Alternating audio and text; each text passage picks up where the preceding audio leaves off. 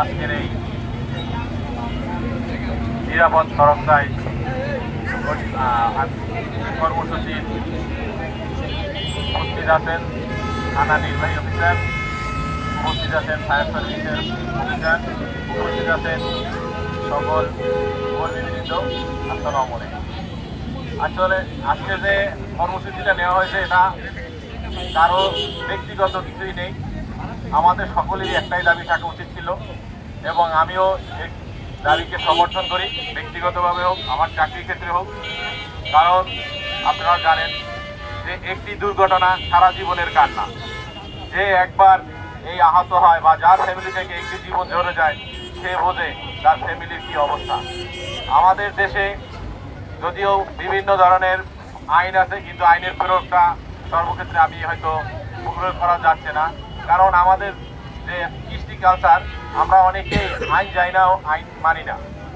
বাংলাদেশ সরকার একাধিকভাবে প্রত্যেকটি গাড়ির ড্রাইভারদেরকে সচেতনতা করার জন্য আইন নিয়ম বহু কিছুই করেছে, কিন্তু তারা কতটুকু মানেন কতটুকু না মানেন আমরাই জানি। তারপরে আরও আছে আমরা যারা পথচারী, আমরা কতটুকু আইন মানি, আমরা কিভাবে চলি। আমরা না পারলে পূর্ব বা ব্রিজে উঠি না, আমরা রাস্তার ডিভাইডেড চিন্তা করি না। এবং কোনো কর্মী এখন আবার দেখা যাচ্ছে যারা মোবাইল ইউজ করেন, মোবাইলে ব্যবহার করতে করতে সে রাস্তা পার হয়।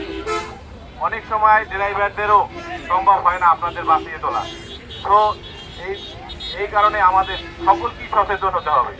আজকের যে উদ্যোগ নেওয়া হয়েছে সেই উদ্যোগ শুধু আমি বলবো এই গুটি কয়েক সচেতন লোকের জন্যই নয়, আমরা প্রত্যেকের পক্ষ থেকে সচেতন হতে হবে এবং সচেতন হয়ে আমাদের সর্বত্র এর ব্যবহার দেখাতে হবে। আর আমি যেহেতু এই থানায় নতুন জয়েন করেছি, আমি চাবো আমাদের যে সড়ক আছে সেই সড়ক যেন কারো দখলে না যায়। সেই ক্ষেত্রে আমি উপজেলা নির্বাহী কর্মকর্তার কাছে আবেদন করব, তিনি আমাদের সাথে থাকবেন এবং সেও ইতিমধ্যেই বলেছে সেও উদ্যোগ নেবে।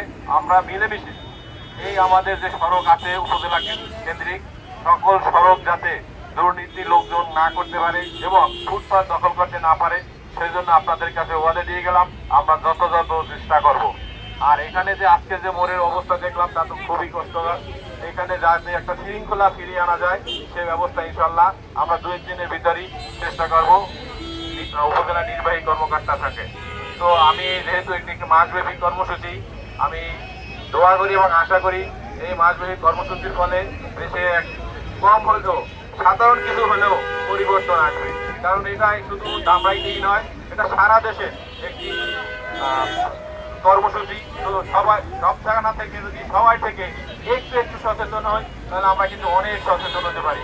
তো সর্বোপরি আমি আমার এখানে যারা উপস্থিত আছেন তাদের মাধ্যমে সারা দেশের সকল জনগণকে বলবো, আসুন আইন মেনে চলি, সড়ক ফুটপাত মুক্ত রাখি এবং সবাই সচেতন হই। এই বলে আমি আমার বক্তব্য শেষ করলাম। আল্লাহ হাফেজ।